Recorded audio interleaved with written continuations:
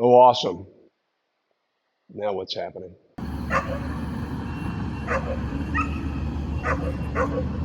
The other day, I got a question about the table insert on the Shopsmith Bandsaw. In particular, it was this model table with the aluminum table as opposed to the cast iron table. If you don't know, Shopsmith began in the 1950s making a great bandsaw with a cast iron table. And then at some point around late 80s, early 90s, they introduced this table, and it was sold as an upgrade if you had the old version. And from that point on, all the Shopsmith bandsaws included this table.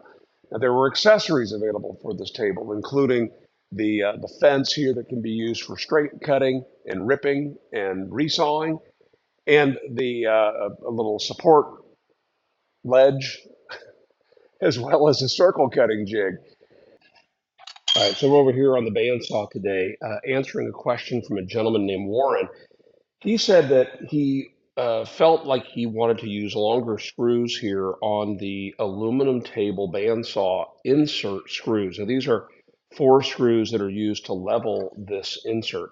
Unlike the original bandsaw insert, which just pressed in place and sometimes sat a little bit low, Shopsmith took the overkill approach on this one and made with this table 4 leveling screws, which can be accessed to the top if you happen to have a crazy small Phillips screwdriver. I don't have that today.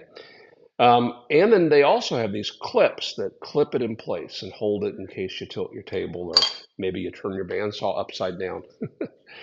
Anyway, what Warren said was, hey, can I use longer screws here? I mean, yeah, why not? Use longer screws. And then he reported back that, wait a second, the hole bottoms out, which didn't make sense to me. So I wanted to check this. He asked if that was common, and I don't know.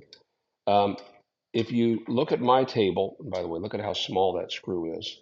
Warren is right. That is a small screw. The more recent version, there's a much larger band around the center here without ribs. That was an improvement that Shopsmith made. Anyway, the screws that we're using here are 632, not 6/32. You'll see them listed at the hardware store as 6-32. 6 is the diameter and 32 is the number of threads per inch. And if we take this longer one and insert that in there, these are cheap. These are like, I don't know, 10, 15 cents each. Sure enough, we have bottomed out. For some reason, that hole is either not drilled all the way through or not threaded all the way through. It is drilled all the way through, not threaded all the way through. So I need a shorter one than this, and this is the shortest that the hardware store near me offered. So one thing that we can do, if you happen to own a pair of these crimping tools, many of them include on here a die that's used for cutting the threads. You'll notice on one side there are threads tapped into it, on the other side just through holes. If we open this up to where those through holes are fully visible, you should be able to pass that bolt through the appropriate size hole. And look right there, it says 6/32. And we can use this to cut the screw off. Now, what length do we cut this screw? Well, it's going to cut off flush with that surface right down there. You'll notice that there's a little bit of a step. So if I were to lay that right here, that would give me a sense of how high up that thread would have had to have been in order to cut it. So we'll just go ahead and go at that height right there. And you can see it sticking through. And as we compress the jaws together, it simply cuts the tip right off very, very easily. And then the beauty of this design is you now have to unscrew this from that die, which reforms the threads.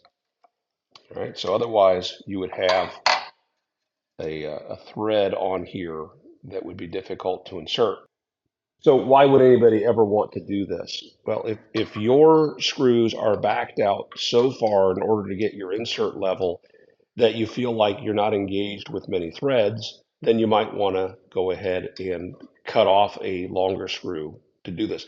Also, don't forget, you always have the option of adding a little bit of Loctite to hold things in place. This is the Loctite, even though the package is red, it's the Loctite blue. This one is temporary or removable, and that's the one I would recommend that you use. Interesting question, Warren. Now we know. And if you have the cast iron table system, if you're interested in learning more about the insert on that, just leave a question, comment, or cheap shot down in the video doobly-doo, and we'll talk about that later. So I hope that all makes sense. If you have any questions remaining, be sure to leave it down below, and we'll talk about it in the midweek follow-up. And in the meantime, make it a great day.